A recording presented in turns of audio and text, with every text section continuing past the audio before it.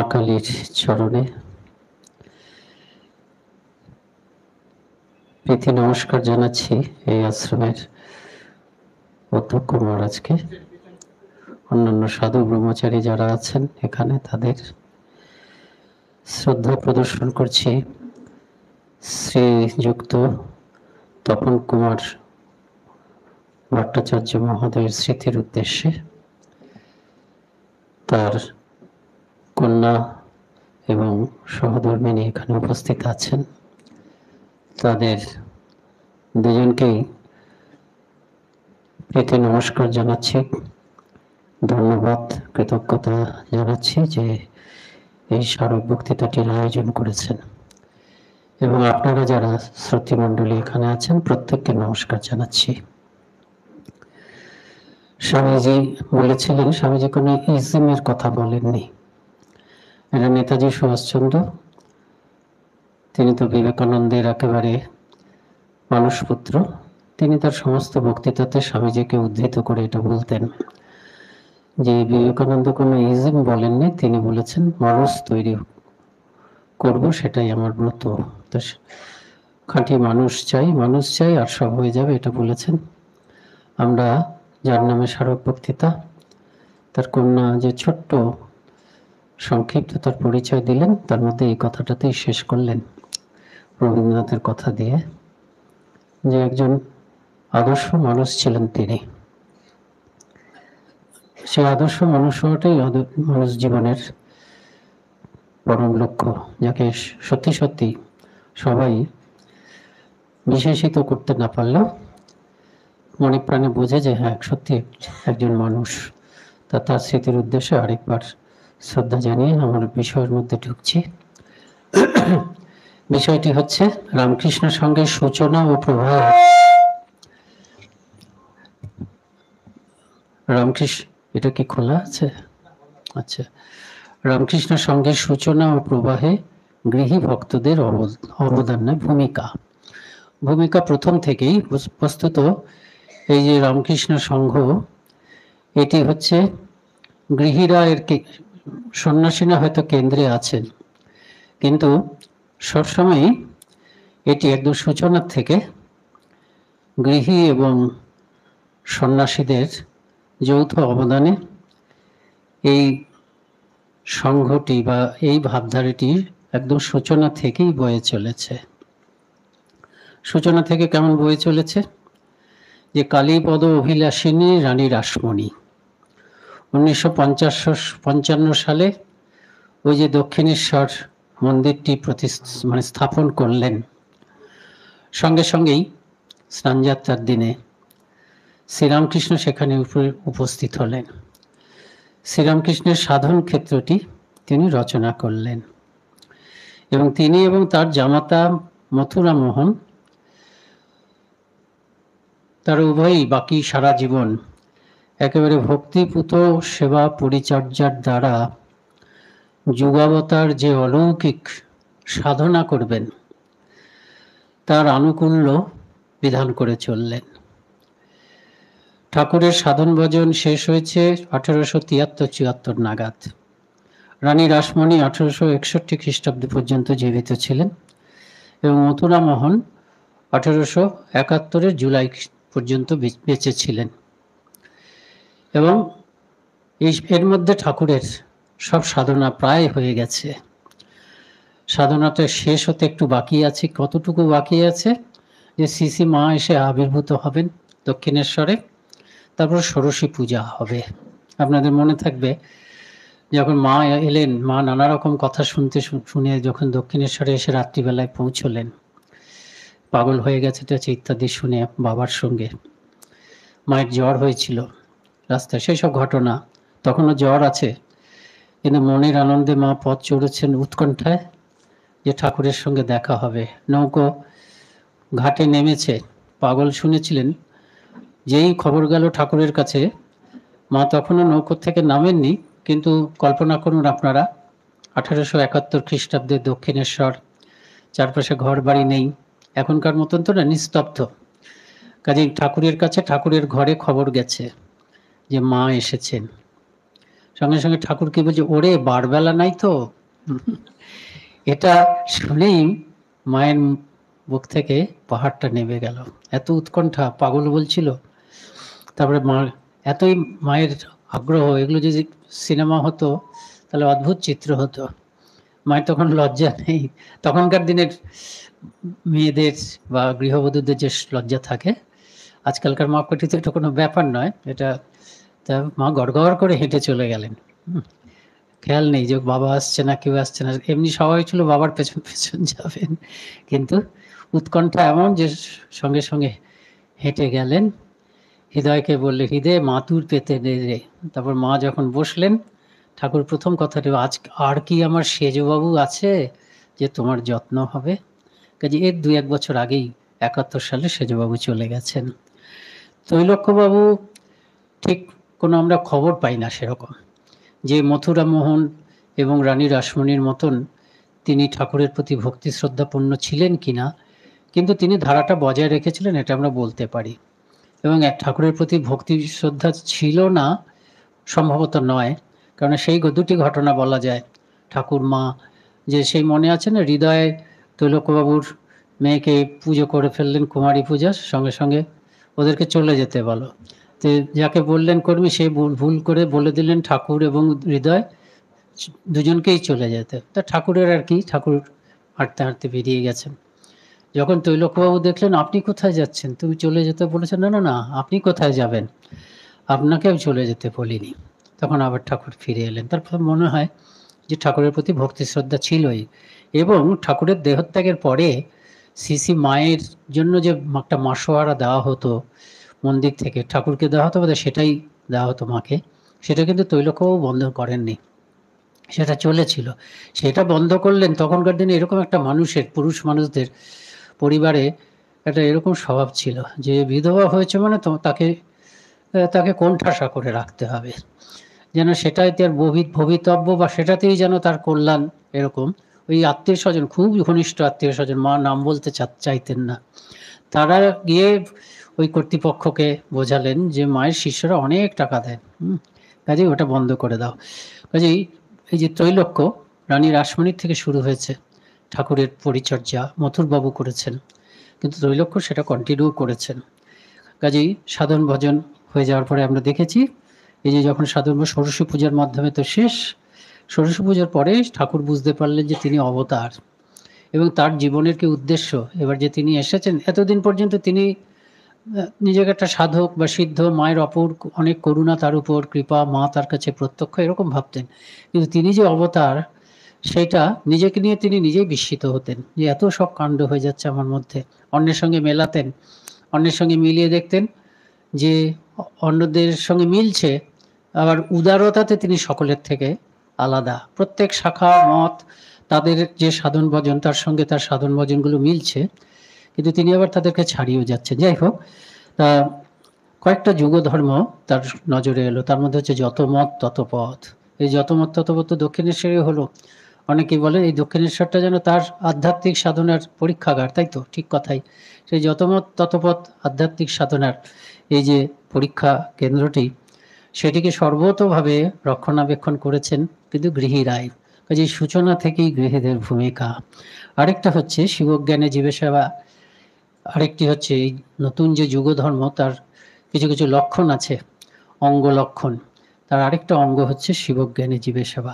এটি উচ্চারিত হয়েছে দক্ষিণেশ্বরী, সম্ভবত গৃহী সাধু উভয় নরেন্দ্রনাথ ছিলেন তাদের সামনে, কিন্তু এটি প্রথম যিনি আচরণ করলেন সেটিও শ্রীরামকৃষ্ণ স্বয়ং দেওঘরে প্রথম আচরণ করলেন, এবং তারপরে 1 বছর পরে কলাইঘাটাতে তিনি সেটি করলেন। এক্ষেত্রেও কিন্তু এই যে শিবজ্ঞানে জীবে সেবা, যে মানুষের সেবা করতে হবে, ঠাকুরই সেবা ধর্মটা পৃথিবীতে এতটা এই যুগে চালু করেছেন। অনেকের আমাদের ভুল ধারণা যে ঠাকুর একদম ভগবান নিয়ে, মা কালী নিয়ে, এইসব নিয়ে ব্যস্ত থাকতেন, বারবার ধরে ভাবাবিষ্ট হতেন, সমাধিস্থ হতেন, আর সেবা টেবা এগুলো স্বামীজি যোগ করলেন তা নয়, ঠাকুরই এনেছেন। আমরা জানি যে নরেন্দ্রনাথ সমাধিস্থ হয়ে থাকতে চেয়েছিলেন, নিরন্তর সমাধিস্থ হয়ে থাকবেন, নির্বিকল্প সমাধিস্থ। ঠাকুর বললেন, ঠাকুর তার মনটাকে, নরেন্দ্রনাথের সমাধিমুখী মনটা, সেটাকে মানুষের দুঃখ কষ্টের দিকে টেনে আনলেন। তোকে বিরাট বটগাছের মতন হতে হবে। এবং যার জন্য এবং শিবজ্ঞানী জীবসেবার তাৎপর্য যখন ঠাকুর উচ্চারণ করলেন একমাত্র নরেন্দ্রনাথ বুঝতে পেরেছিলেন, এবং ঠাকুর নিজেই আচরণ করেছিলেন ওই কলাই ইয়েতে দেওঘরে প্রথম, তারপরে 1 বছর পরে রানাঘাটের কাছে কলাইঘাটাতে, সেখানেও কিন্তু মথুরবাবু আছেন, মথুরবাবুই তাকে সব যোগান দিচ্ছেন। কাজে এই যে একটি যুগ ধর্ম, যত মত তত পথ একটা যুগ ধর্মের প্রধান লক্ষণ শিবজ্ঞানী জীবের সেবা। এই অবতারের যে নতুন ধর্মের যে নতুন রূপ দেবেন, সেই নতুন রূপে যে দুটি প্রধান লক্ষণ, সেই লক্ষণ দুটি কিন্তু সংসাধিত হয়েছে গৃহীদের প্রত্যক্ষ মানে মানে সহযোগিতায়, ভক্তিতে বলুন, সেবাতে বলুন, আনুকূল্যে বলুন। মথুরবাবু সব ব্যবস্থা করলেন। ঠাকুর বললেন যে এদের সবাইকে এক মাথা তেল দাও ইত্যাদি দেওয়া, তো মথুরবাবু ব্যবস্থা করলেন। প্রথমে একটু ভয় পেয়ে গেছিলেন যে এত খরচ, ঠাকুর এত জেদি, ঠাকুর যখন যেটা চেয়েছেন, ঠাকুর ওদের মধ্যে গিয়ে বসলেন। এদের কেউ নেই, কাশি যাব না, তোর কাশি আমি যাব না। ভগবান ছাড়া যিনি বোঝেন না, তিনি বলছেন তোর কাশি যাব না, এদের কেউ নেই, এদের মধ্যেই আমি থাকবো, গিয়ে বসে পড়লেন। তা যাই হোক, সেটাও কিন্তু আমরা দেখছি যে ঠাকুর মানে মানে ঠাকুরের যুগ ধর্ম স্থাপনের কাজটি, সেটি সবসময় সহায়তা লাভ করেছে, আনুকূল্য লাভ করেছে গৃহীদের কাছ থেকে। তারপরে ঠাকুর যখন উপলব্ধি করছেন একটার পর একটা যে যত মত তত পথ, তারপরে শিবজ্ঞানী যে বিষয়টা বলেছেন, কর্মযোগের মাধ্যমে এই যুগে মানুষের উন্নতি হবে, এরকম কয়েকটা উপলব্ধি তিনি করলেন।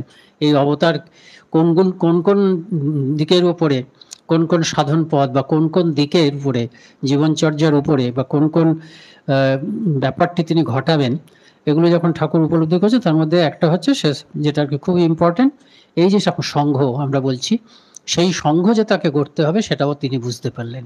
তিনি তো কোনো সময় বলতেন না আমি কথাটা বলতেন না, সব মায়ের ইচ্ছা, মা যা করার। কাজে তিনি বলেছেন যে মাই আমাকে বললেন যে একটা উদারভাবে নবীন সংঘ তৈরি করতে হবে। শুধু তাই বললেন না, মা তাকে দেখিয়ে দিলেন যে এই উদারভাবে নবীন সংঘটা কাদের নিয়ে তৈরি হবে। এই কাদেরকে দেখালেন, তাদের প্রত্যেকের মুখ, তাদের মানে পুরনো ব্যাকগ্রাউন্ড, ভবিষ্যৎ বোধহয় দেখিয়ে দিলেন। তো এরকমভাবে যাদেরকে দেখিয়ে দিয়েছেন তারা কিন্তু শুধু সন্ন্যাসী নন, কেননা ঠাকুর বলছেন পূর্ণ যখন এলো তখন শেষ হলো। মা যাদেরকে দেখিয়ে দিয়েছিলেন, যেমন নরেন্দ্রনাথ আসবে সেটা বুঝেছিলেন, যেমন রাখাল, তারক, এসব সন্ন্যাসী ভক্তেরা, বাবুরাম ইত্যাদি আসবেন যেমন বুঝতে পারছেন, তেমনি এই মাস্টারমশাই, দুর্গাচরণ, গিরিশচন্দ্র, বাবুরাম, এরাও যে আসবেন সেটাও দেখলেন। অর্থাৎ নতুন সংঘ প্রথম থেকেই ঠাকুর জানেন যে এটি গৃহী, এটি সন্ন্যাসী এবং গৃহী, এই দুয়েরকে নিয়েই গড়ে উঠবে। 1980 সালে আমাদের রামকৃষ্ণ মিশনের দ্বিতীয় কনভেনশন হয়েছিল। 1980 সালের অনেকেই হয়তো দেখেছেন সেটি, এখানে যারা উপস্থিত আছেন। তা সেই 80 সালের কনভেনশনে যে আলোচনাগুলো হয়েছিল, ডিসেম্বর মাসে হয়েছিল, যাদের মনে হয় 24 থেকে 31শে ডিসেম্বর পর্যন্ত। সেখানে যে আলোচনাগুলো হয়েছিল তার মধ্যে 3 জনের আলোচনার থেকে এই সংঘ ব্যাপারটা, রামকৃষ্ণ সংঘ, এটা যে সন্ন্যাসী এবং গৃহীদের সম্মিলিত সংঘ, সেটা 3 জন যারা আমাদের এই সংঘের একদম পুরোধা, যাদের কথাকে আমরা এই সংঘের যারা মুখপাত্র একেবারে সংঘের কথা বলে মনে করি, তাদের 3 জনের মুখে একই কথা উচ্চারিত হয়েছিল। তারা পরামর্শ করে বলেননি, বিভিন্ন সেশনে বিভিন্ন বক্তৃতা, ভাষার প্রকাশভঙ্গি একটু আলাদা, কিন্তু একই কথা তারা বলেছিলেন। তারা হচ্ছেন বীরেশ্বরানন্দজি, যিনি তখন প্রেসিডেন্ট ছিলেন, ভূতেশানন্দজি, যিনি তখন ভাইস প্রেসিডেন্ট ছিলেন, আর হিরণময়ানন্দজি, যিনি তখন জেনারেল সেক্রেটারি ছিলেন। তা সেগুলো আপনারা, এই বইটা পাওয়া যায় মানে লাইব্রেরিতেই শুধু পাওয়া যায়। 80 সালের খুব সুন্দর রিপোর্ট পরে বেরিয়েছিল, প্রসিডিং যা বক্তৃতা আছে সব পাওয়া যায়, লাইব্রেরিতে আপনারা পাবেন, কিন্তু এমনিতে আমাদের বুক স্টলে এটা পাওয়া যাবে না। তা সেখানে আমি এই 3 জনেরই বক্তব্যের যে প্রাসঙ্গিক অংশ তার বাংলা অনুবাদ আমি বলছি। বীরেশ্বরানন্দজি বলছেন, তিনি কি বললেন, বীরেশ্বরানন্দজি বলছেন, আমি সংঘ শব্দটি ব্যাপকতর অর্থে ব্যবহার করছি।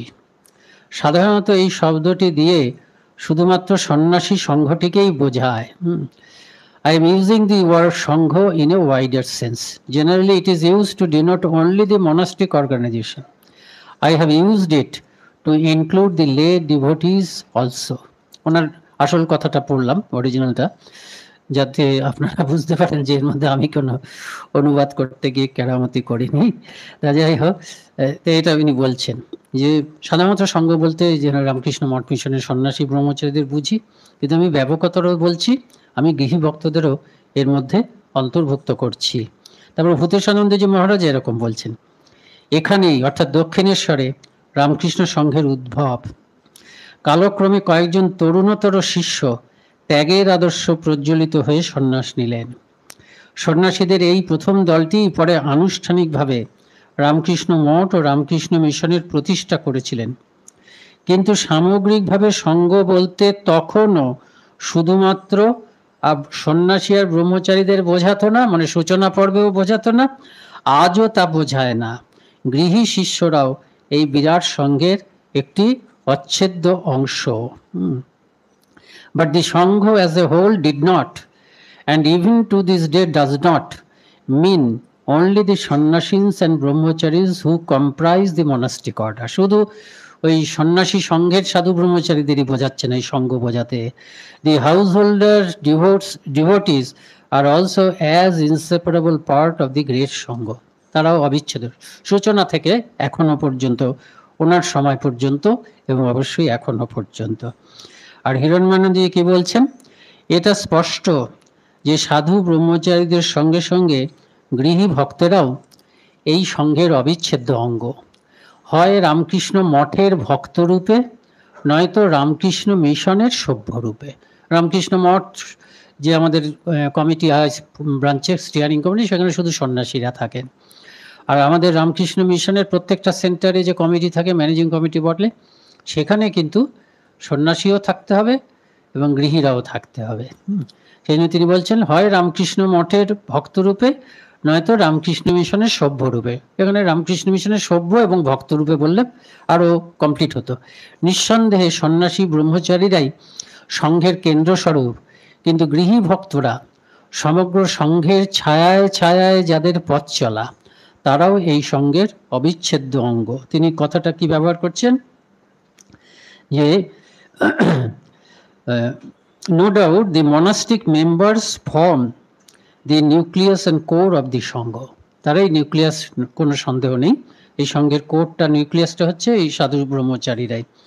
But the householders moving in the penumbra of the order in its totality, এই সমগ্র সংঘের ছায়া ছায়া তারা চলছে, উপচ্ছায়া ধরে তারা চলছে, তারাও কিন্তু they are also part and parcel of the Sangha.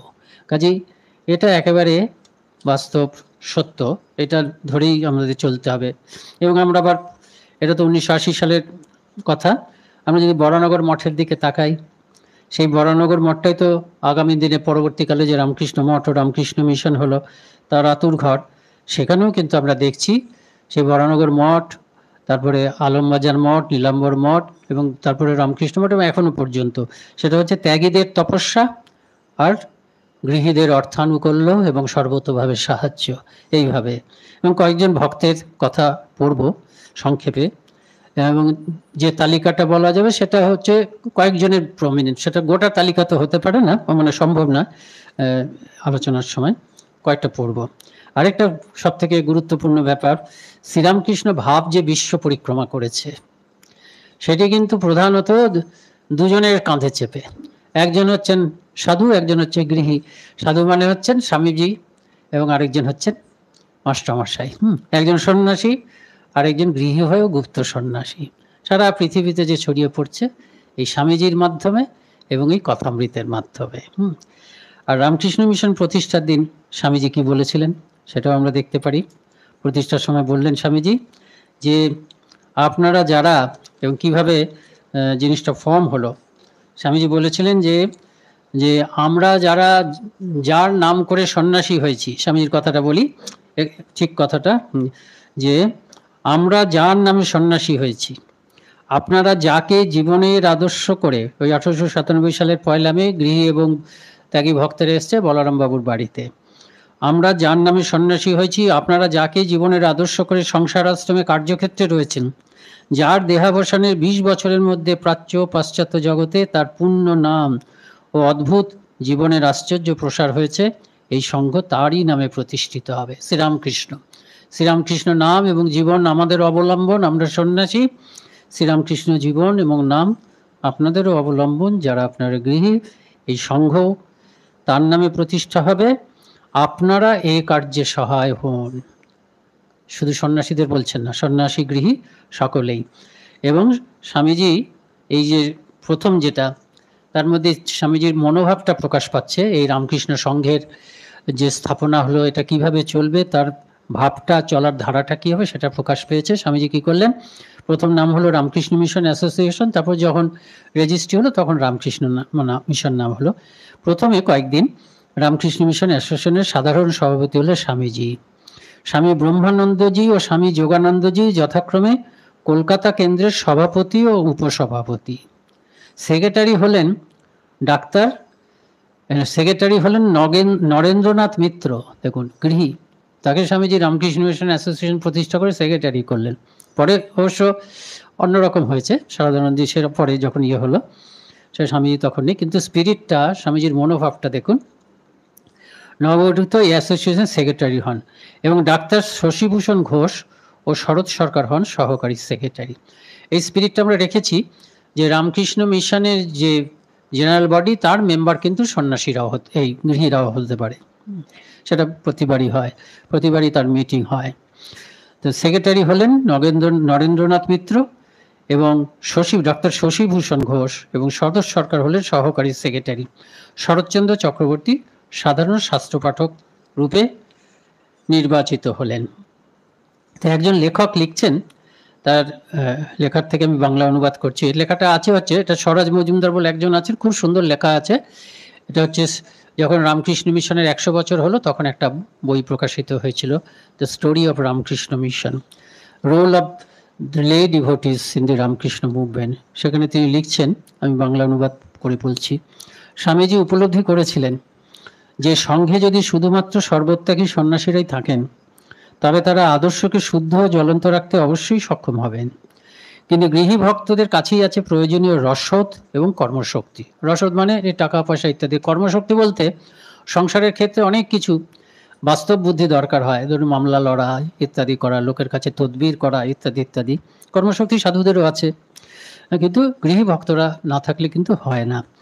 কাজেই এই দুটোই দরকার। আদর্শ রয়েছে, আধ্যাত্মিক আদর্শ, গৃহী ভক্তদের অবশ্যই আধ্যাত্মিক আদর্শ আছে, রামকৃষ্ণ মঠের যারা অনুসারী মঠ মিশনের, তার সঙ্গে তাদের আছে রসদ এবং কর্মশক্তি। এই দুই শক্তিকে যদি সম্মিলিত সংযুক্ত করা যায়, তাহলে একটি নতুন জাগরণের সূত্রপাত হবে, এক নতুন সমাজ ব্যবস্থার জন্ম হবে। একটা নতুন সমাজ ব্যবস্থার জন্ম ঘটানোর জন্যই ঠাকুরের আবির্ভাব।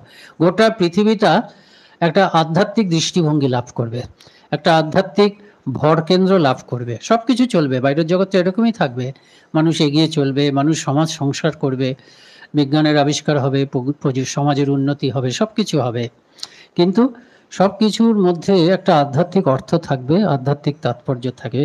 মানে গোটা সমাজের স্পিরিচুয়ালটাকে স্পিরিচুয়ালাইজ করা, গোটা সমাজের আধ্যাত্মিকীকরণ মানব সভ্যতার, এটার জন্যই অবতার এসছেন, যুগ অবতার এসছেন। তা এই দুটি শক্তিকে সম্মিলিত করে মানে গৃহী এবং সাধুরা কেন্দ্রে এবং গৃহীরা বাইরে, বাইরে বলতে সাধুদেরকে সাহায্য করে যাচ্ছেন সব সময়, ওই রকমই জীবনযাপন করছেন। সাধুদের যে আদর্শ এরকম নয় যে ত্যাগ, বৈরাগ্য, ঈশ্বর নির্ভরতা, উদারতা, পবিত্রতার আদর্শ শুধু সাধুরাই যাপন করবেন আর গৃহীরা আদর্শটা যাপন করবে না, শুধু টাকা পয়সা সাহায্য দিয়ে যাবেন, তা না, একই আদর্শ। আত্মনমোক্ষার্থম জগদ্ধিতায় চ, এটা শুধু সন্ন্যাসীর আদর্শ নয়, রামকৃষ্ণ ভাবাশ্রিত সন্ন্যাসীরও আদর্শ, গৃহীরও আদর্শ। এটা আমাদের মনে রাখতে হবে। এই যে ঠাকুর যে এলেন, এটা তিনি তো সমন্বয় করেছেন, তিনি গার্হস্থ্য জীবন এবং সন্ন্যাস জীবনকেও অনেক কাছাকাছি নিয়ে এসেছেন আদর্শের দিক থেকে।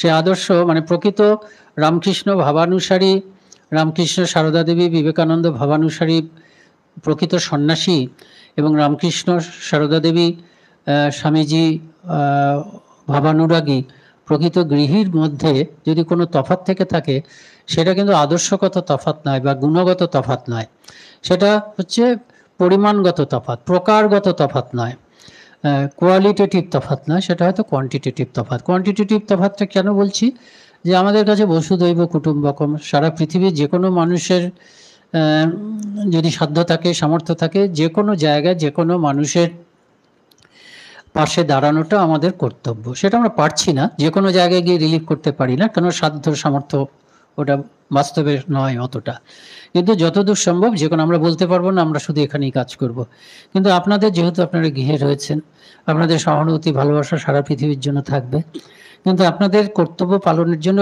ভগবান কয়েকজনকে নির্দিষ্ট করে দিয়েছেন, তারা হয়তো আপনার পরিবার, আত্মীয় স্বজন, বন্ধু বান্ধব ইত্যাদি। স্বামীজির কর্মযোগ বক্তৃতার মধ্যে একটা অপূর্ব বক্তৃতা আছে, নিজ নিজ কর্মক্ষেত্রে, each is great in his own place. সেখানে তিনি স্বামীজি দেখাচ্ছেন যে প্রকৃত গৃহীর জীবন এবং প্রকৃত সন্ন্যাসীর জীবন সমান কঠিন, সমান মহৎ। তা সেখানে মহানির্বাণ তন্ত্রের থেকে তিনি উদ্ধৃত করছেন, আমাদের ব্রহ্মচারীদের ট্রেনিং সেন্টারে আমরা ওটা পড়ি, প্রকৃত গৃহীর কি কর্তব্য। প্রকৃত গৃহীর যে কর্তব্যগুলো করছেন আমরা পড়ে যাই, আমরা দেখি যে রামকৃষ্ণ ভাবধারার আমরা যারা সন্ন্যাসী ব্রহ্মচারী আছি, তাদের জন্য ওগুলো ভীষণ প্রয়োজন। কীরকম আপনি দেখাচ্ছেন, গৃহীর জীবন সব সময় ভগবত কেন্দ্রে থাকবে, সবসময় তার জীবন খালি সেবা সেবা সেবা সেবা করে যাবে। তিনি আপনারা পড়ে দেখবেন, এটা খুব দরকার। Each is great in his own place, মহানির্বাণ তত্ত্ব থেকে পরপর পরপর উদ্ধৃত করছেন। সেখানে দেখাচ্ছেন যে প্রকৃত গৃহীর কাজ হচ্ছে কি, প্রথম কথা সে ভগবান লাভের চেষ্টা করবে এবং তার কর্তব্য করবে। কর্তব্য কাদের কাদের করতে হবে, পরপর পিতা মাতা, স্ত্রী, পুত্র, পরিবার। স্ত্রীকে দেখতে হবে, আমরা বলি যে আমাদের ধর্মে মেয়েদেরকে একদম কোণঠাসা করে রাখা, একদম বাজে কথা। হ্যাঁ, স্ত্রীকে যে না দেখে সে কিন্তু অপরাধ করছে। কন্যাকে পড়াতে হবে, আমরা বলি কন্যার দিকে নজর নেই, আমরা আজকাল বলি যে পুত্রকে যেমন পালন করবে, কন্যাকেও তেমন বড় করে পালন করবে, পড়াশোনা শেখাবে, তারপর সৎ পাত্রে তাকে দেবে। এরকমভাবে যখন কর্তব্য সকলের প্রতি করা হয়ে গেল, তখন বলছে বাড়িতে যারা ওই ঝি চাকর আছেন তাদের প্রতি কর্তব্য করতে হবে, প্রতিবেশীর প্রতি কর্তব্য করতে হবে, বন্ধুর প্রতি কর্তব্য করতে হবে। কখনো তুমি বলবে না যে তুমি যদি দারিদ্র হও কাঁদবে না, কেন, তুমি গৃহীত, তুমি যদি দরিদ্র হও, অর্থ উপার্জন করছো না, ওটা তোমার কিন্তু অযোগ্যতা। কাজে বাইরে দারিদ্র্যের কথা বলবে না, বাইরে ধন সম্পদের কথাও বলবে না, এরকম সব পরপর অতি সুন্দর। এবং দেখা যাবে ওই যে প্রতিদিনের যে জীবনধারা, সেটা আমরা যখন পড়ি তখন মনে হয় আমাদের জন্য, মানে আমরা তো সন্ন্যাসী, আমাদের জন্য ভীষণ প্রয়োজন। নাকি স্বামীজি যে সন্ন্যাসীর কর্তব্য বলে গেছেন আমাদের নতুন ধারার সন্ন্যাসী করে, ওই যা বলা আছে পরপর পরপর কর্তব্য, সবার প্রতি কর্তব্য, কিন্তু কারোর কাছে কিছু প্রত্যাশা করা চলবে না, করেই যাবে। তার জীবন হচ্ছে খালি সবাইকে সেবা করা। এবং এই যে সেবা করছো, তোমার কিন্তু ওই যে ঠাকুর বলছেন না, ওই কম্পাসের কাঁটা উত্তর মেরুতে থাকে, সেরকম ভগবানের দিকে কেন্দ্রীভূত থাকতে হবে সব সময়। কোনো ইমরালিটি আসলে চলবে না, কোনো অপবিত্রতা আসলে চলবে না, সেটাও বলছেন। সেটা তো পবিত্রতা তো সন্ন্যাসীর পরম কর্তব্য। তা সেই রকম আমাদের এই যে নতুন ধারা, এটা আমাদের সাধুদের জীবন আর সন্ন্যাসী গৃহীদের জীবনের মধ্যে কোনো প্রকারগত পার্থক্য নেই, ওই একই ধরনের জীবন আমাদের যাপন করতে হবে। তা কয়েকজন যে গৃহী ভক্ত এই ঠাকুরের এই আমাদের এই যে রামকৃষ্ণ ভাবধারা সূচনা পর্বে, আমরা জানি, শুধু নাম বলে যাব, এটার জন্য আমি ওই স্বরাজ মজুমদারের লেখার থেকে গ্রহণ করছি, বিশদ বলা যাবে না, যে বিরাট ভূমিকা প্রত্যেকে। যেমন রানী রাসমণির কথাটা বললাম, মথুরা মোহন রসদ্ধার, 1871 খ্রিস্টাব্দের জুলাই মাসে তার দেহত্যাগ হলো। তারপরে কিছুদিনের জন্য রসদ্ধার হয়েছিলেন মণিমোহন, অর্থাৎ ঠাকুরের সব চিকিৎসা বলুন বা অন্য কিছু অর্থের খরচ টরচ যা, তার দায়িত্ব নিয়েছিলেন। তারপরে মা একজন দীর্ঘ সময়ের জন্য বড় রসদ্ধার পাঠালেন, তিনি হচ্ছেন শম্ভুচরণ মল্লিক। এদের কথা সবাই জানেন। এই শম্ভুচরণ মল্লিক শুধু যে ঠাকুর তা নয়, মায়ের জন্য করেছেন। ওই দক্ষিণেশ্বরে মায়ের কুঁড়ে ঘর তিনি করে দিয়েছিলেন, মায়ের সেবা মানে চিকিৎসার সময় সব সেসব ব্যবস্থা করেছিলেন। ওষুধপত্র, ডাক্তারের ব্যবস্থা বোধহয় করেছিলেন, ওষুধপত্রের ব্যবস্থা করেছিলেন। আর আরেকটা গুরুত্বপূর্ণ হচ্ছে কি, সব সেবা যে শুধু টাকা পয়সা বা অন্য বাহ্যিক সহায়তা দানের মধ্যে তা নয়, ভাব তো এটা একটা ভাব জগৎ, সেই ভাব প্রচারেও কিন্তু অনেকে সাহায্য করেছেন। শম্ভুচরণের আরেকটি ইয়ে হচ্ছে কি, তিনি ঠাকুরের কাছে প্রথম বাইবেল পড়েছিলেন। ঠাকুর তার কাছ থেকেই প্রথম যীশু খ্রিস্টের কথা জেনেছিলেন। আপনারা জানেন যে রোমারোলা বলছেন ইয়াঙ্গার ব্রাদার অফ ক্রাইস্ট, আমি যার কথা বলতে যাচ্ছি সময়ের ইয়ে করলে ইয়াঙ্গার ব্রাদার, খ্রিস্ট ধর্ম তারা তো সব থেকে দেবমানব বলে যাকে চেনে তিনি হচ্ছেন ক্রাইস্ট, যীশু খ্রিস্ট। কাজেই ঠাকুরকে আমরা বলবো রামচন্দ্র ছিলেন, কৃষ্ণ ছিলেন, বুদ্ধ ছিলেন, কিন্তু ওরা ওই ইয়াঙ্গার ব্রাদার অফ ক্রাইস্ট, সেই অবতার, এই অবতার আরেক অবতারের সঙ্গে পরিচয় সেটা করিয়ে দিলেন যেন সুরেন্দ্রনাথ। এটাও একটা তো বড় ভূমিকা তো বটেই। আচ্ছা, তারপরে এলেন মনমোহন মিত্র, রামচন্দ্র দত্ত। এরা কি করলেন, এরাও কিন্তু প্রথম ঠাকুরকে ঠাকুরের প্রচার, ঠাকুর অবতার বা যাই হোক, ঠাকুর একজন বিরাট আধ্যাত্মিক পুরুষ। তিনি তো রামচন্দ্র দত্ত একদম রেখে মানে কোনো ঢাক মানে রাগ ঢাক না করে ঠাকুরকে অবতার বলতেন। ঠাকুর পছন্দ করতেন কিনা জানি না সেই প্রচারের ধারা, তিনি একদম ধারাবাহিকভাবে বক্তৃতা দিতেন, তত্ত্বসার, তত্ত্ব প্রবেশিকা, তত্ত্ব মঞ্জুরি পত্রিকা সব বের করতেন এবং তাকে সাহায্য করতেন মনমোহন মিত্র। প্রথম প্রচারক আমরা বলতে পারি শ্রীরামকৃষ্ণের প্রথম প্রচারক হচ্ছে রামচন্দ্র দত্ত এবং তাকে সর্বদা স্মরণ করেছেন মনমোহন মিত্র। মনমোহন মিত্র তো জানেন যে যার জামাতা হচ্ছেন রাজা মহারাজ। এই গোটা পরিবার, মনমোহন মিত্র গোটা পরিবার মানে ঠাকুরের ভক্ত ছিল। আর রামচন্দ্র দত্ত কি হচ্ছে, প্রথম কলকাতায় প্রথম শ্রীরামকৃষ্ণ উৎসব রামচন্দ্র দত্ত করেছে প্রথম, এবং এই এই উৎসবেই কিন্তু এরা সব প্রথম আকৃষ্ট হয়েছিলেন কলকাতার মধ্যে। সবাই এই অল্পবয়স্ক যারা আছেন, বিরজানন্দজি, শুদ্ধানন্দজি, এরা প্রথমে কাকুরগাছিতে গেছেন, কাকুরগাছি জগদ্দান প্রথম তিনি সেই যোগ, সেখানে মাও গেছেন, এটি রামচন্দ্র দত্ত প্রথম করেছেন। প্রথম আশ্রম বলা যেতে পারে ঠাকুরের ভাবে ওই হচ্ছে ওই কাকুরগাছি জগদ্দান। আর মনমোহন মিত্র কি করতেন, মনমোহন মিত্র ওই বরানগর মঠেও আর্থিক সাহায্য করেছেন। যা কি ব্যাপার, আচ্ছা মোবাইলটা অফ করে রাখুন। হ্যাঁ ঠিক আছে, আপনারা বেশি বলবেন না, অনেক সময় কি হয় মোবাইলে হচ্ছে তার অন্যরা থামুন থামুন বলে ওটা আরো বেশি জোরে হয়ে যায়। হ্যাঁ আমি বলে দিয়েছি, মোবাইলটা অনেকে আবার মোবাইল অফ করতে পারে না, এটাও একটা অসুবিধা হয়, আমি দেখেছি। সুরেন্দ্রনাথ মিত্রের কথা বলতে হবে। সুরেন্দ্রনাথ মিত্র, রামচন্দ্র দত্ত সবাইকে টেনে টেনে আনতেন ঠাকুরের কাছে, সুরেন্দ্রনাথ মিত্রকে এনে ঠাকুরের পায়ে তিনি হাজির করলেন তার সূত্রে 1880 সালে। আপনাদের মনে পড়বে এই সুরেন্দ্র মিত্রের বাড়িতেই ঠাকুর কিন্তু নরেন্দ্রনাথ প্রথম ঠাকুরকে দেখলেন।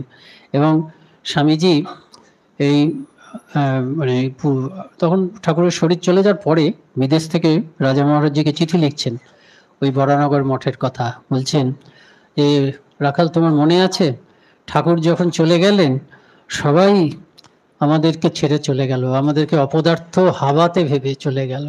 সেই সময় আমাদের পাশে এসে দাঁড়িয়েছিলেন এই কয়েকজন, মাস্টারমশাই সুরেশ মানে সুরেন মিত্র, মাস্টারমশাই, চুনিবাবু আর বলরাম। এদের ঋণ আমরা কখনো মানে কখনো আমরা শোধ করতে পারবো না। তাই সেই সুরেন মিত্র সম্বন্ধে মাস্টারমশাই তার কথামৃতে যেটা বলেছেন সেটা একটু পড়ি, এত সুন্দর বলেছেন। দেখি আর আমার ক্যামেরাতে তোলা আছে। ধন্য সুরেন্দ্র এরকম আছে। হ্যাঁ কি বলছেন, বরানগর মঠ ঘটনা আপনারা জানেন যে সুরেন্দ্র বিকেলবেলা এসে ধ্যান করছেন, এমন সময় ঠাকুর এসে আবির্ভূত হলেন। কাশীপুরে তিনি সেই 100 টাকা করে দিতেন, তিনি দিতেন কাশীপুরে। আর তারপরে ঠাকুর এসে দেখা দিলেন যে আমার ছেলেরা পথে পথে ঘুরে বেড়াচ্ছে, একটা ব্যবস্থা কর। তারপরে সেই নরেনকে গিয়ে, একই পাড়ায় থাকেন, নরেনকে গিয়ে বললেন, তারপর বরানগর মঠ হলো, সেটি আমাদের প্রথম মঠ। তা মাস্টারমশাই বলছেন ওই বরানগর মঠ মানে পরিশিষ্টে আছে, ধন্য সুরেন্দ্র এই প্রথম মঠ তোমারই হাতে গড়া, তোমার সাধু ইচ্ছায় এই আশ্রম হইল, তোমাকে যন্ত্রস্বরূপ করিয়া ঠাকুর শ্রীরামকৃষ্ণ তাহার মূল মন্ত্র কাম কাঞ্চন ত্যাগ মূর্তিমান করিলেন, কামিনী কাঞ্চন ত্যাগ মূর্তিমান করিলেন। কৌমার বৈরাগ্যবান শুদ্ধাত্মা নরেন্দ্রাদি ভক্তের দ্বারা আবার সনাতন হিন্দু ধর্মকে জীবের সম্মুখে প্রকাশ করিলেন। ভাই, তোমার ঋণ কে ভুলিবে? মঠের ভাইরা মাতৃহীন বালকের ন্যায় থাকিতেন, তোমার অপেক্ষা করিতেন তুমি কখন আসিবে।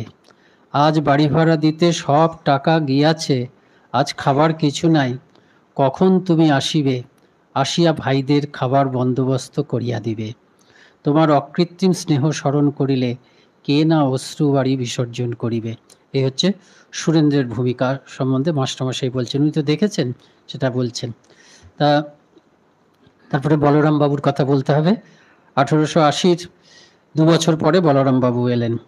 এই বলরাম বাবুর বাড়ি এটা হচ্ছে দ্বিতীয় কেল্লা, আমরা জানি।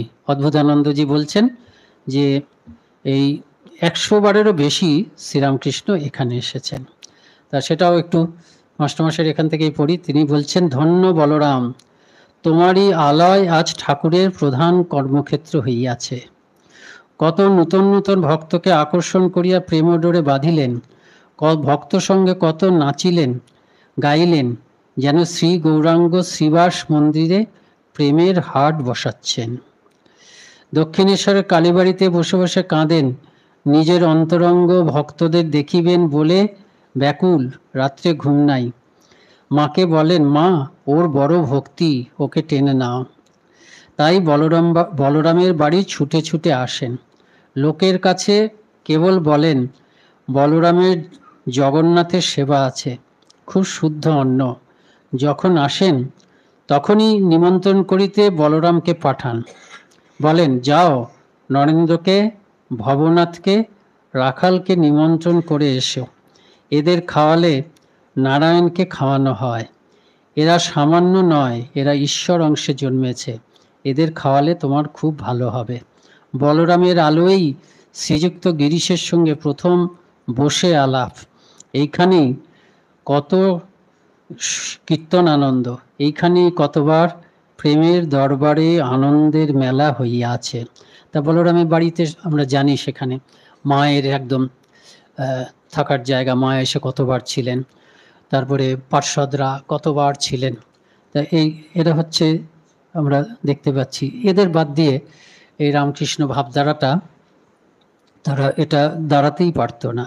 আর মাস্টারমশাইয়ের কথা তো আমরা বললাম, কথামৃতকে, ঠাকুরের বাণীকে তিনি বহন করে নিয়ে গেছেন। আর ছেলে ধরা মাস্টার ছিলেন, গৃহী, কিন্তু সন্ন্যাসীদের কাছে, এই যে রামচন্দ্র দত্তের কাছে এরা প্রথমে যেতেন, মানে কালীকৃষ্ণ, বিরজানন্দজি, শুদ্ধানন্দজি, আরও সব, তারা আরও 4-5 জন ছিল। তারা প্রথমে রামচন্দ্র দত্তের কাছে গিয়ে ঠাকুরের কথা শুনলেন। তারপরে কি করে তারা মাস্টারমশাইকে আবিষ্কার করলেন। ওই স্কুলের ছাত্র ছিলেন খগেন্দ্রনাথ, তিনি দেখলেন যে মাস্টারমশাই ওপরে গিয়ে কি একটা যেন পড়েন। তারপরে বুঝলেন যে কথামৃততে যে শ্রীম আছেন তিনিই তাদের এই মাস্টারমশাই। তারপরে মাস্টারমশাই বাড়িতে গেলেন। মাস্টারমশাই গৃহী, কিন্তু এই সব যুবক ভক্তদের তিনি কি বলতেন, তিনি বলতেন রামচন্দ্র দত্তের বাড়িতে তারা যায়, কিন্তু তাদেরকে বরানগর মঠের সন্ধান দিতেন হচ্ছে মাস্টারমশাই। তিনি বলতেন যে এই যে বড় বড় মানে বয়স্ক ভক্তদের দেখছো রামচন্দ্র দত্ত, তারা হচ্ছেন আম, পেকে গেছেন হয়তো, কিন্তু জাতটা অতটা ভালো নয়। আর বরানগর মঠে যারা আছেন, ঠাকুর সন্ন্যাসী ছিলেন, তো ত্যাগী ছিলেন, তারা হচ্ছে ঠাকুরের ত্যাগী ভক্ত। ঠাকুরকে ঠিক বুঝতে গেলে ওই ত্যাগী ভক্তদের কাছে যেতে হবে। ওরা হয়তো এখনো পাকেনি, অর্থাৎ ওদের পরিপূর্ণ অবস্থা হয়তো এখনো আমাদের সামনে প্রকাশিত হয়নি, ওদের জীবনের যে পরিপূর্ণ অবস্থা সেখানে ওরা এখনো পৌঁছননি, কিন্তু ওরাও আম, কাঁচা আম, কিন্তু জাতটা খুব ভালো। এই বলে বলে তিনি সবাইকে বরানগর মঠের দিকে পাঠাতেন। আর গিরিশচন্দ্র ঘোষের কথা জানি। গিরিশচন্দ্র ঘোষ ধনী ছিলেন না, অর্থ দিয়ে সাহায্য করার ছিল না, কিন্তু সব সময় তিনি তেজোদ্দীপ্তভাবে তিনি সব সময় এদের পক্ষে থাকতেন।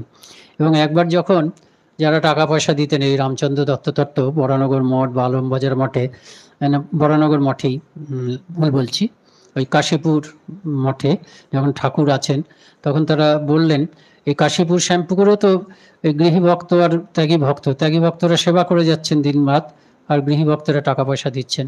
একবার যারা গৃহী ভক্ত বয়স্ক তারা প্রশ্ন তুলেছিলেন যে ছোট ছোট ভক্তরা, মানে তারা বোধহয় টাকা পয়সা বেশি খরচ করছে, ঠিক হিসাব রাখছে না। তখন ঠাকুর কিন্তু খুব মানে এরাও আহত হয়েছিলেন, ঠাকুরও খুব কষ্ট পেয়েছিলেন। ঠাকুর বলেছেন, তোদের হাত ধরে আমি কি গাছতলায় দাঁড়াবো? তখন গিরিশ ঘোষ একেবারে এদের পক্ষে, যে ওদের কথা শোনা যাবে না, ওদের কাছ থেকে টাকা নেওয়া হবে না। তার সামর্থ্য নেই, তার সত্ত্বেও তিনি বলেছিলেন যে আমার বাড়ির এক একটা ইট বিক্রি করেও আমি খরচ চালাবো। কাজেই তিনি একটা অসাধারণ ধরনের মানুষ। তারপর দেবেন্দ্রনাথ মজুমদার, এরা ছিলেন রামকৃষ্ণ অর্চনালয় প্রতিষ্ঠা করেছেন, বহু ভক্তিগীতির রচয়িতা। এগুলো সব কথাই, সবগুলোরই কিন্তু ভূমিকা আছে রামকৃষ্ণ ভাবধারার প্রবাহে। সারগাছি আশ্রমে তিনি কিন্তু আর্থিক সাহায্য করতেন। তারপর অক্ষয় কুমার সেন, পুঁথি মানে কথামৃতের আগেও পুঁথি বেরিয়েছে। ঠাকুরের ভাব প্রচারের মূল যে আকর গ্রন্থ যদি আমরা বলি, তাতে রামকৃষ্ণ পুঁথি একটি মূল আকর গ্রন্থ। স্বামীজি খুব প্রশংসা করেছিলেন, বলছে শাকচুন্নি একটাও তো আবল তাবল বলেনি। ঠাকুর তাকে, স্বামীজি তাকে শাকচুন্নি নাম ধরে ডাকতেন। আরেকজন ছিলেন সুরেন মিত্র নয়, সুরেশচন্দ্র দত্ত, তিনিও ঠাকুরের ভক্ত ছিলেন। তিনিও কিন্তু প্রথম এই পরমহংস রামকৃষ্ণের উক্তি তিনি রচনা করেছিলেন। এগুলোর মূল্য আছে। পরবর্তীকালে ঠাকুরের বাণী নিয়ে অনেক সংকলন বেরিয়েছে, কিন্তু এগুলো কি হচ্ছে, ঠাকুরেরই ভক্ত, ঠাকুরের কাছ থেকে যা শুনেছেন নিজের মানে সেগুলো লিখেছেন। কথামৃত একটা ফরম্যাট, এক ধরনের, কিন্তু এগুলো হচ্ছে একদম সেই সময়কার ঠাকুরের মুখ থেকে শোনা ঠাকুরের বাণীর সংকলন। আর হরমোহন মিত্র, তিনি স্বামীজির বাল্যবন্ধু ছিলেন, খুবই ঠাকুর প্রথমে স্নেহ করতেন, পরবর্তীকালে ঠাকুর আবার অতটা তাকে ইয়ে করতেন না। স্নেহ তো সকলের প্রতি অবতারের ভগবানের আছেন, উচ্চ আধার ছিলেন বলে ঠাকুর মনে করতেন। পরবর্তীকালে সংসার জীবনে ঢোকার পরে ঠাকুর আবার তাকে মানে স্পর্শ করতে পারতেন, এরকম আছে। কিন্তু তার ভূমিকা হচ্ছে কি, ঠাকুরের ফটো প্রথমেই তিনি বাজারে বিক্রি করেছেন। ঠাকুরের ফটো কোথাও পাওয়া যেত না। এগুলো তো আজকাল যদি আমরা ভাব প্রচার বলি, এগুলোর মাধ্যমেই তো হয়, যে বই প্রকাশ, ফটো প্রচার করা। কিন্তু এই যে ভাবধারা, তার সূচনা কিন্তু এইভাবে হয়েছে প্রথম থেকে।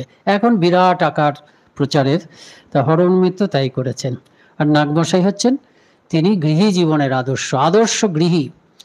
শ্রীরামকৃষ্ণ এই যুগে শ্রীরামকৃষ্ণকে কেন্দ্রে রেখে, যদি ত্যাগীদের মধ্যে, সন্ন্যাসীদের মধ্যে যদি স্বামী বিবেকানন্দ একেবারে ছোঁয়া যায় না, কিন্তু আদর্শ হিসাবে রাখা, ওই রকম হওয়ার চেষ্টা করতে করতে আমরা যতটা হতে পারি, তেমনি গৃহীদের মধ্যে নাগমশাই হচ্ছে তাই।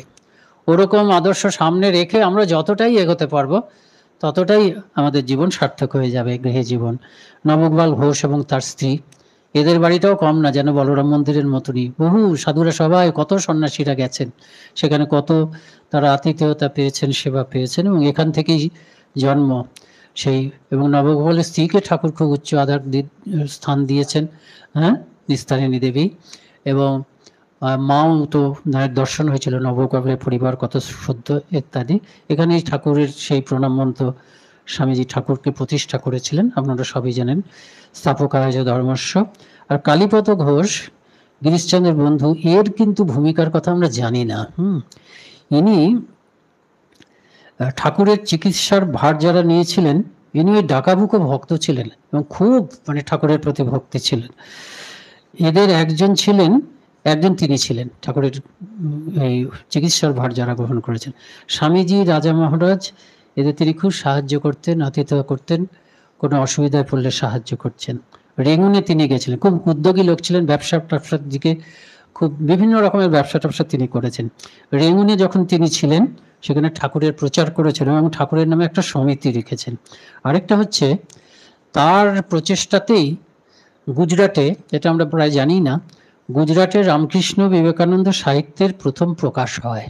গুজরাটে তিনি ছিলেন, সেই সময় তিনি কাগজ সরবরাহ করতেন, কাগজের ব্যবসাও বোধহয় করতেন। এটি লন্ডনে আমাদের আছেন সত্যস্থানন্দ, কি যেন নাম লন্ডনের মহারাজ, সর্বস্থানন্দ মহারাজ।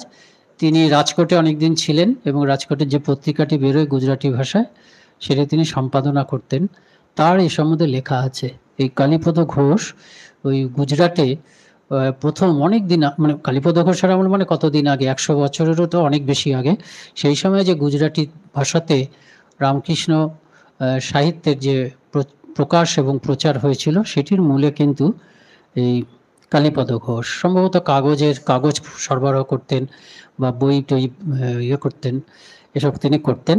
এবং তার যারা বংশধর তারা কিন্তু এখনো কাগজের ব্যবসা করেন এবং আমাদের মঠ মিশনে কাগজের সরবরাহ দিয়ে থাকেন। এছাড়া তো যোগিন মা, গোলাপ মা, গোপালের মা, এদের কথা আমরা জানি। নারী ভক্তদের মধ্যে তাদের জীবন একটা আমাদের সকলের কাছে প্রেরণা। আর বর্তমানে এগুলো হচ্ছে সূচনা পর্বে বলতে পারি, একদম আদি পর্বে। আর বর্তমানকালেও দেখা যায় আমাদের যে আশ্রমগুলো আছে বেশিরভাগ ক্ষেত্রে গৃহীরা সেগুলো প্রথমে তোলে। সাধুরা গিয়ে যে করেন তা না, আমরা গিয়ে কোনো জায়গায় একটা আশ্রম প্রতিষ্ঠা করবো তা না। প্রত্যেকটা আশ্রমই প্রায়, ইদানিংকালে কয়েকটা আশ্রম সরকার আমাদের বলেছে, বলাতে আমরা গিয়ে তৈরি করেছি। তা বেশিরভাগ আশ্রম কিন্তু গৃহীরাই প্রথমে তৈরি করেন একটা ভালো আশ্রম, সেখানে সাধুরা যান, সাধুরা গিয়ে তাদের পরামর্শ দেয়, ধীরে ধীরে আশ্রমের ভাবধারা চলে, তারপর তারা অনুরোধ করেন, উপযুক্ত মনে হলে আমরা সেটা গ্রহণ করি। প্রত্যেকটা আশ্রমের এই ইতিহাস।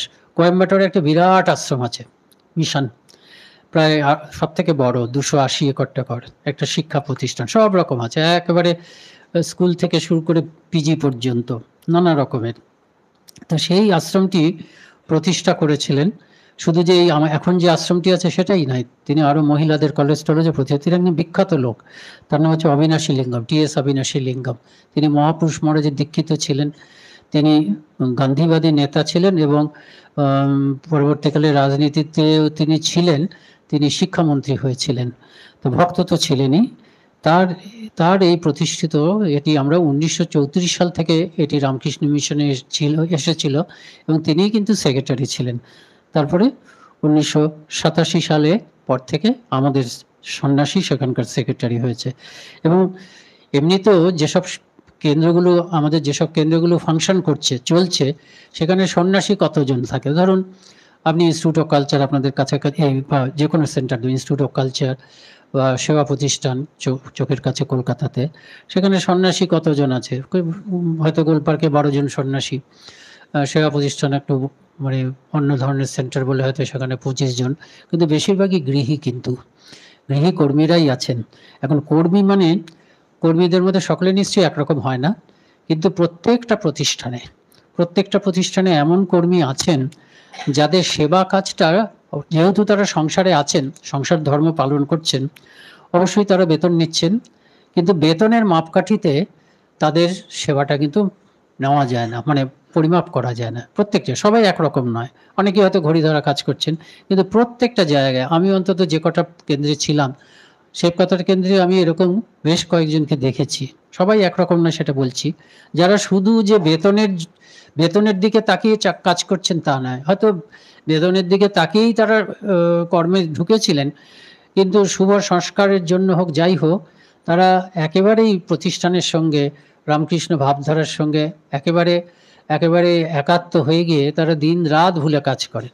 কিছুদিন আগে আমি একটা প্রতিষ্ঠানে গিয়েছিলাম একটা কাজের জন্য, সারাদিন ছিলাম সেখানে। সেই ডিপার্টমেন্টের যিনি আছেন তিনিও গৃহী, বড় ডিপার্টমেন্ট, কিন্তু গৃহী এবং ভক্ত, সিনিয়র লোক। তিনি একজন কর্মীকে দেখিয়ে বলছেন যে মহারাজ, এর জন্য এই ডিপার্টমেন্টটা চলছে, একবারে রাত 10টা পর্যন্ত, সবার আগে আসবে, রাত 10টা পর্যন্ত কাজ করে যাচ্ছে। এখন তিনি কি বেতন নেন? না, বেতন নেন, সেটা সংসার ধর্ম পালনের জন্য, সেটা তো তার কর্তব্য করছেন। কিন্তু এই কর্মী আছে আমাদের সন্ন্যাসী, এবং এটা আসছি অবশ্যই, সেটা তো মানে এই সন্ন্যাসী এবং গৃহীদের এই সম্মিলিত ভূমিকাতেই চলছে। আর ওই যে স্বেচ্ছাসেবক বললেন, পশ্চিমবঙ্গে আমরা স্বেচ্ছাসেবক দেখি, প্রত্যেকটা প্রতিষ্ঠানে স্বেচ্ছাসেবক আছে। আমার ধারণা বিশেষ করে বোধহয় পশ্চিমবঙ্গের বাইরে এই স্বেচ্ছাসেবকদের ভূমিকা আমরা দেখতে পারি। প্রত্যেকটা কেন্দ্র মানে স্বেচ্ছাসেবক না হলে চলবে না। কিছুদিন আগে মুম্বাইতে গেছিলাম, মুম্বাইয়ের একটা বৈশিষ্ট্য, মুম্বাই কেন, অনেক সেন্টারই স্বেচ্ছাসেবকরা চালাচ্ছেন এবং তাদের কোনো নেই, কোনো স্বার্থ নেই, বড় বড় কাজ করেন, হ্যাঁ, কিন্তু মঠে এসে তারা একদম নিঃস্বার্থভাবে কাজ করে যায়, এক একটা দিক তারা সামলাচ্ছে। এবং এই জিনিসটা আরও বেশি দেওয়া যায় যে বিদেশের সেন্টারগুলোতে, সেখানে আপনারা ভাবতেই পারবেন। এবং সেখানে যেহেতু সমাজটা অন্যরকম, যে নারী পুরুষ নির্বিশেষে তারা আশ্রমের কাজে একদম আসছে। একজন সাধু চালাচ্ছে একটা সেন্টার, একজন সাধু একটা সেন্টার চালাতে হয়, বিরাট বিরাট সেন্টার। এবং সেখানে স্বেচ্ছাসেবকরা যে কীভাবে আশ্রমের সঙ্গে একদম ওতপ্রোতভাবে জড়িয়ে আছে। কাজেই একেবারে এই সংঘ একদম গৃহীদের ছাড়া কিন্তু চলবে না। অবশ্যই আমাদের ছাড়াও চলবে না, কিন্তু আপনাদের ছাড়াও চলবে না। এটা হচ্ছে একটা আরেকটা আপনারা জানেন বোধহয়, ভাব প্রচার পরিষদ শুনেছেন কথাটা, প্রাইভেট আশ্রম। সেই প্রাইভেট আশ্রমগুলো তো একটা আমব্রেলার মধ্যে রামকৃষ্ণ মিশনের একটা যেন অভিভাবকত্বের মধ্যে আনার জন্য এটি হচ্ছে দশম সেক্রেটারি প্রেসিডেন্ট বীরেশ্বরানন্দজির কল্পনা, মানে ভাব। ওই ওই যে 1980 সালের যে কনভেনশনের কথা বললাম, সেই সময় তিনি এই ভাবটা তার মাথায় এলো, পরবর্তীকালে সেটা হয়েছে। 1000 প্রায় 1000 একটু কম, কয়েকদিনের মধ্যে 1000 হয়ে যাবে। 1000টি প্রাইভেট আশ্রম, এগুলোকে আমরা প্রাইভেট আশ্রম বলি, সেগুলো ওই ভাব প্রচার পরিষদে আছে। এরা কি করে, ওরাই চালান। এবং এদের মধ্যে সাধু পরিচালিত ভাব প্রচার পরিষদ আছে। সাধু মানে রামকৃষ্ণ মিশনের সাধু নয়, কিন্তু তাদের সংখ্যা নগণ্য। যদি আমরা এই ধরুন 995টার মতন আছে, তার মধ্যে হয়তো 10টা বা 15টা কি 30টা হবে যে অন্য জায়গা থেকে সন্ন্যাস, বাইরের থেকে সন্ন্যাস নিয়েছেন, আমাদেরই ভাব, তারা চালাচ্ছেন। বেশিরভাগই কিন্তু গৃহীরা চালাচ্ছেন, এবং এরা বিরাট কাজ করছেন। যেসব জায়গায় আমরা যেতে পারিনি, সেখানে বছরের পর বছর ধরে তারা কাজ করে যাচ্ছেন। কাজে এরা হচ্ছে আমাদের প্রসারিত বাহু। এই সবাইকে ছাড়া এই রামকৃষ্ণ ভাবধারায় যে বিরাট একটা স্রোত, স্বামীজি বলেছিলেন এমন একটা স্রোত এসেছে, এই স্রোতটাকে এর এর পক্ষের এই স্রোতের অনুকূলে তোমাকে গা ভাসাতে হবে, ভাসাতেই হবে। যদি গা ভাসাও তাহলে তোমার জীবন ধন্য হয়ে যাবে, আর যদি বিপরীতে অর্থাৎ এটাকে রোখার চেষ্টা করো, তুমি খণ্ড খণ্ড হয়ে যাবে।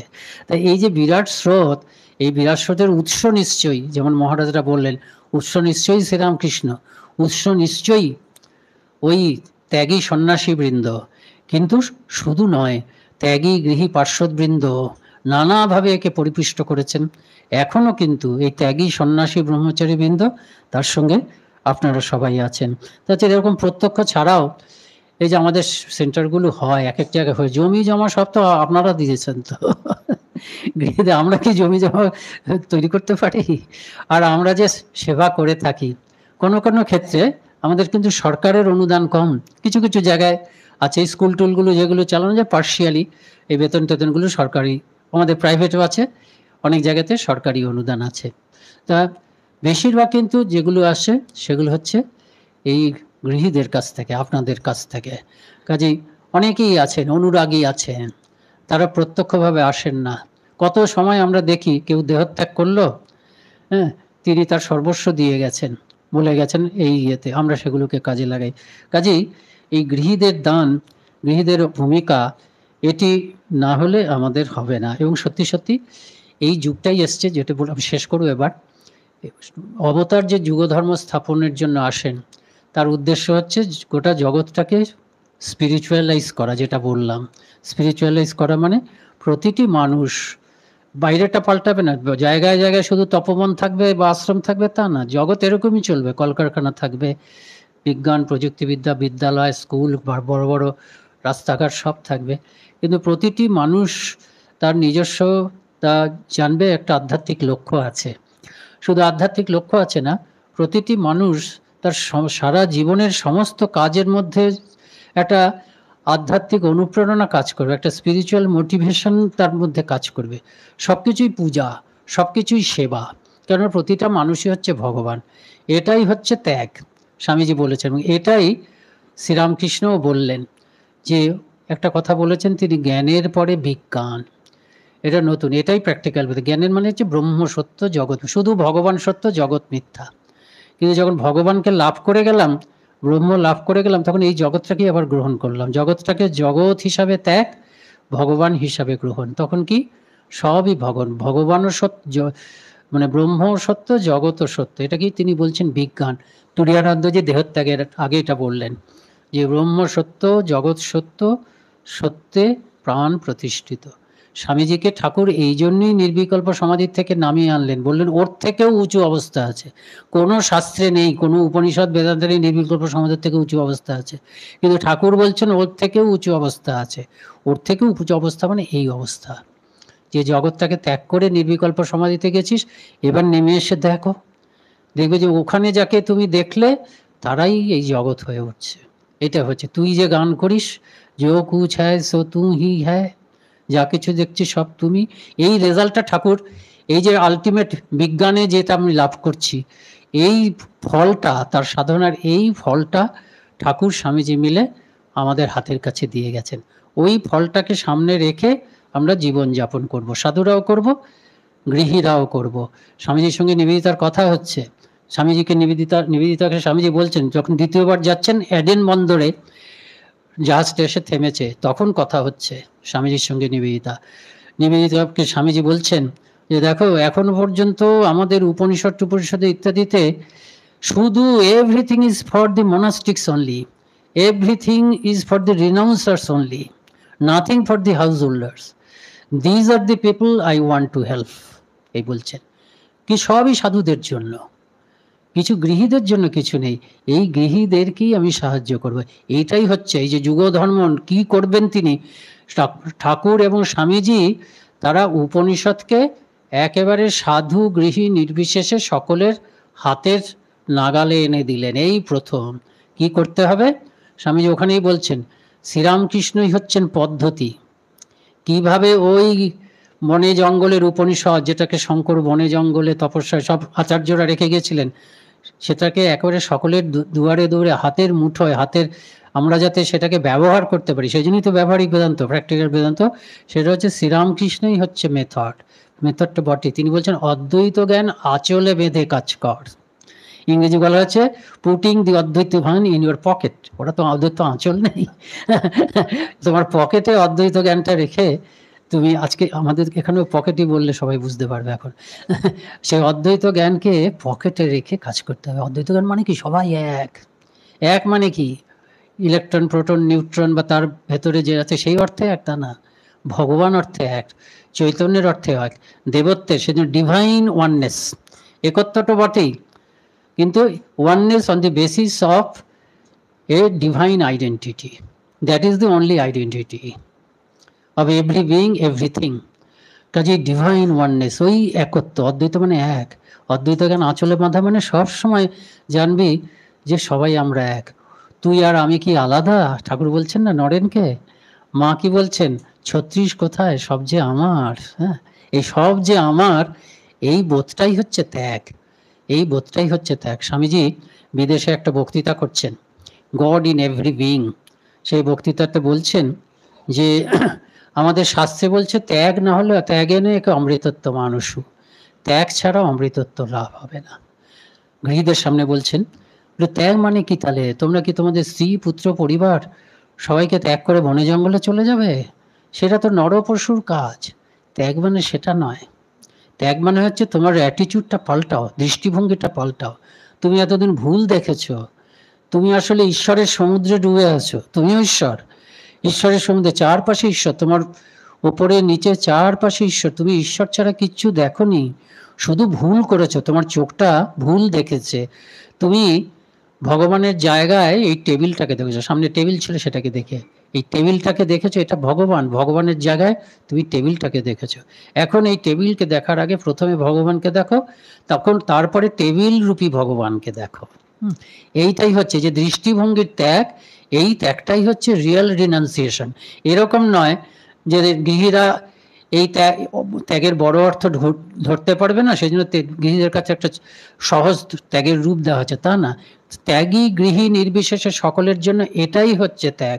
আমরা সংসার ছেড়ে এসেছি, আমরা ত্যাগের পথে চলতে শুরু করেছি, কিন্তু আমাদেরও, মানে যারা এই গেরুয়া পড়ে আছে বা যারা সাদা পড়ে আছে, আমরাও সত্যি সত্যি ত্যাগে প্রতিষ্ঠিত হব, সত্যি সত্যি যদি আমরা এই ভগবানকে দেখতে পারি সবার মধ্যে। সেদিনকে কিছুদিন আগে ভজনানন্দিত বাইরে বক্তৃতা দেন না আমাদের মতন, যে ক্যামেরায় দেখা হবে, তো কেউ বোধহয় ওনার কোনো একটা, আমি যতদূর অনুমান করছি মাইশোরে গেছিলেন, ওনার বক্তৃতার একটা ক্লিপ দিয়েছে, সেখানে খুব সুন্দর বলছেন যে ঈশ্বর লাভটা পেন্ডিং রাখার মতন নয়, প্রতি মুহূর্তে ঈশ্বর লাভ করা যায়।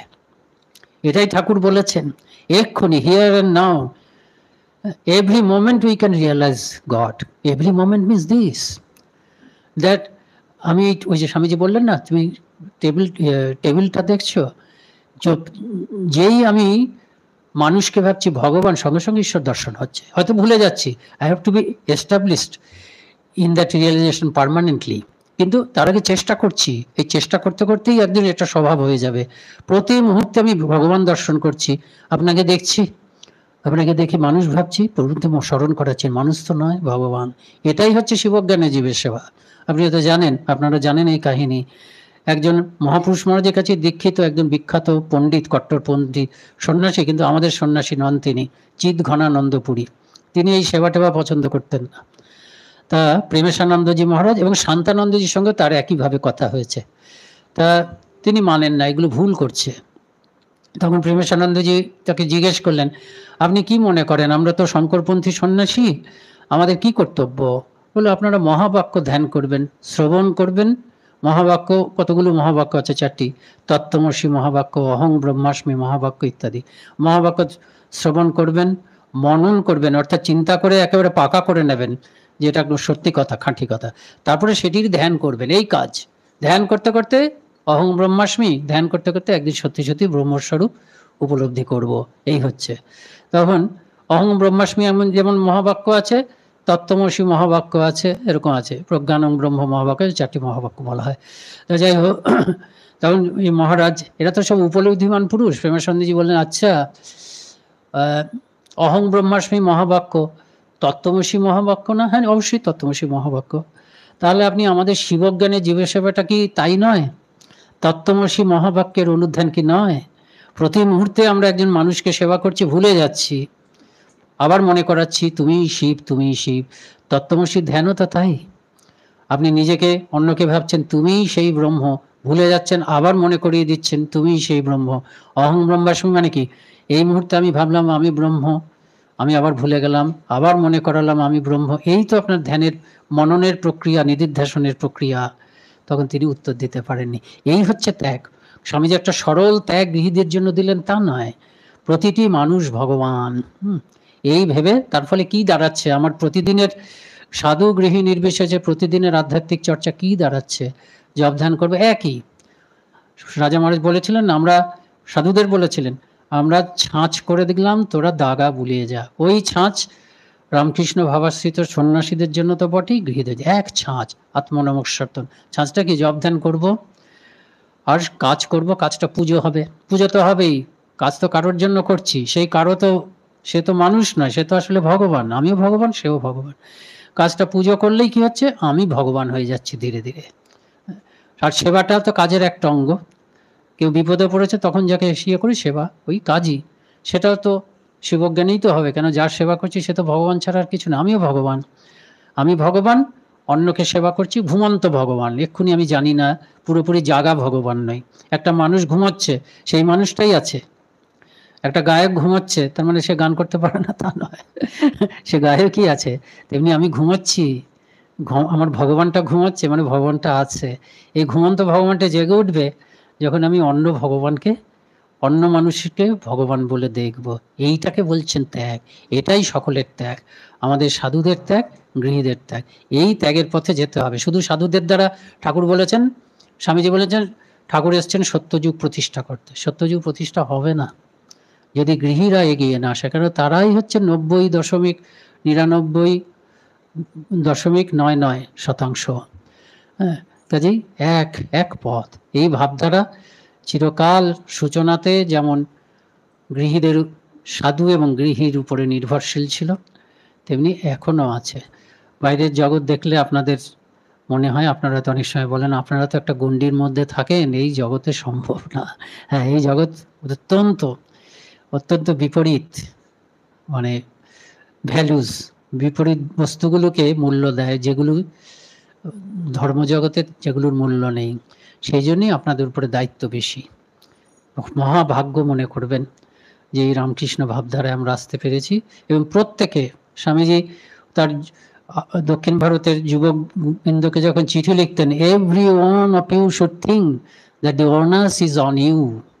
প্রত্যেকে ভাববে যে আমার উপরেই গোটা দায়িত্ব। তেমনি প্রতিটি পরিবার, আপনারা প্রত্যেকে ভাববেন আমার উপরেই দায়িত্ব। আমরাও ভাববো আমার উপরেই দায়িত্ব, যে ঠাকুর যে নতুন যুগ আনতে চেয়েছিলেন সেই যুগটাকে বাস্তবায়িত করা। এই করলে কি হবে, গৃহীদের জীবন উন্নত হবে, প্রজন্মের পর প্রজন্ম ধরে যখন উন্নত হবে, তখন তো উচ্চকোটির মানুষ আসবে। স্বামীজির ভবিষ্যৎবাণী আছে, এটা আমি অনেকবার বলি, আমার প্রিয়। সেটা স্বামীজি সাধুদের কাছে বলছেন, বাইরে বলেননি, যে এমন একদিন আসবে, এই যে প্রজন্ম বাড়বে, গৃহীরা এসছেন তাদের সাধন ভজন মারফতে, তারা, হ্যাঁ, আপনারা নিশ্চয়ই আমাদের কাছে এসে অনেক হয়তো উদ্দীপনা পাবেন, মঠ মিশনের বই টই, মহাপুরুষ মহারাজদের বক্তৃতার থেকে। সেই উদ্দীপনা পেয়ে আপনারা আপনাদের জীবনকে উন্নত করবেন। উন্নত করার ফলে কি হবে? স্বামীজি বলছেন, মানব শিশু ভবিষ্যতে জন্ম মাত্রেই যোগ বিভূতি নিয়ে আসবে। যোগ বিভূতি মানে ওই যে স্বামীজি জ্যোতি দেখতেন না, ওটা একটা যোগ বিভূতি। ওই বসেই ধ্যানস্থ হয়ে পড়তেন, বুঝতে পারতেন, ওটা একটা যোগ বিভূতি। সেই রকম আমাদের শিশুরা, তারা তো আগের জন্মে আপনাদের দৌলতে, আপনারাই তারপর পরবর্তী, মানে আপনারা যেমন জীবনযাপন করছেন ঠাকুরের কাজের জন্য, হয়তো আপনারাই পরবর্তীকালে শিশু হয়ে আসবেন। তখন আপনার কি এই জন্মটা যেভাবে শুরু হয়েছিল হবে, যোগ বিভূতি থাকবে। এই যোগ বিভূতি যে শিশুরা, তারাই সমাজে ছড়িয়ে পড়বে, আমাদের সঙ্গেও সাধু হতে আসবে। তার ফলে কি হবে, যে চারপাশে একদম স্পিরিচুয়াল ভ্যালুস, সেটা একদম ওতপ্রোতভাবে মানুষের সভ্যতার মধ্যে, মানুষের মনের মধ্যে, মানুষের কাজে কর্মের মধ্যে ছড়িয়ে যাবে। তার ফলে স্বামীজি কি বলছেন, যে profits will walk in every street of the world. হ্যাঁ, প্রফিটস উইল ওয়াক, যে প্রতিটি রাস্তায়, in every city, on every street of the world, এটা বলছেন। প্রত্যেকটা শহরে, নগরীতে, প্রত্যেকটা রাস্তায় দেখা যাবে প্রফেটরা ঘুরে বেড়াচ্ছে। প্রফেট মানে রিয়েলাইজ সোল। আগেকার দিনে আমরা গল্পে পেতাম না, একদম গাছের নিচে একজন মুনি বসে আছেন, একজনের মনে সংশয় হলো, মুনিকে গিয়ে জিজ্ঞেস করলাম আমার ভবিষ্যৎ কি। মুনি ধ্যানে বসে গেলেন, ধ্যানে বসে গিয়ে বলে দিলেন যে তোমার এই আছে, সামনে এই আছে। এটা কি মিথ্যা? আগেকার দিনে হতো। কোনো মিথ্যা কল্পনা সত্যের ভিত্তিতে ছাড়া হয় না। আগেকার দিনে পাওয়া যেত এরকম ধ্যানশীল। এই ধ্যানে বসে, আমরা কত গল্পে পড়েছি না, ঋষি ধ্যানে বসে জানলেন। সত্যি সত্যি ধ্যানে বসে জানা ঋষি নিশ্চয়ই পাওয়া যেত, এখন পাওয়া যায় না ওই রকম। কিন্তু যেটা অতীতে হতো সেটা এখনো হবে, এবং সেটা ঘটানোর জন্যই এই ধ্যান, জপ, সিদ্ধি, এগুলোকে করায়ত্ত করে দেওয়ার জন্য, শাস্ত্র, চিরন্তন শাস্ত্রকে সকলের হাতের মুঠোয় নিয়ে আসার জন্য, যাতে এগুলো উপলব্ধ হতে পারে, সেই জন্য এবারের যুগাবতার এসেছিলেন। এবং সেটি শুধু সন্ন্যাসীদের দ্বারা হবে না, সেটি চিরকাল গৃহীদের সঙ্গে মিলেমিশে হাত ধরাধরি করে সেই শ্রীরামকৃষ্ণ ভাব প্রবাহ এগোচ্ছে গোটা জগৎকে আধ্যাত্মিকতায় রূপান্তরিত করে দেওয়ার জন্য, এবং এখনো সেটা সত্য। কাজেই সকলের উপর আমাদের দায়িত্ব। আমরা মঠ মিশনের সন্ন্যাসী, আমাদের উপরে গুরু দায়িত্ব, এবং আপনারা ঠাকুর মা স্বামীজির অনুরাগী ভক্ত, আপনাদের উপরেও, প্রত্যেকের উপরে গুরু দায়িত্ব। আমরা যেন এটা পালন করতে পারি। নমস্কার। এতক্ষণ আমরা পূজ্যপদ মহারাজের বিষয়, রামকৃষ্ণের সঙ্গে গৃহীদের ভূমিকা, মহারাজের কাছ থেকে আমরা সকলেই সমৃদ্ধ হলাম, আমরা আনন্দ পেলাম, এবং অনেক কিছু বিষয় আমরা অবগত হলাম, আমরা জানলাম, সমৃদ্ধ হলাম। আমাদের প্রত্যেকের নিজ নিজ ভূমিকা পালন করার জন্য আমরা নিজেরা যেন সতর্ক হই, নিজেদের চেষ্টা করি। আর আজকের এই অনুষ্ঠানটি আমাদের সম্পূর্ণ হলো। আরেকবার তাকে আমরা ধন্যবাদ জানাই, যার অনুপ্রেরণায়, যার চেষ্টায়, শ্রীমতী তিয়াশা ভট্টাচার্য মহাশয়া, তার এই চেষ্টায় আজকে আমাদের এই অনুষ্ঠানটি সম্পন্ন হলো। আর মহারাজের প্রণাম হবে, একটু আপনারা আস্তে আস্তে লাইন দিয়ে আসুন।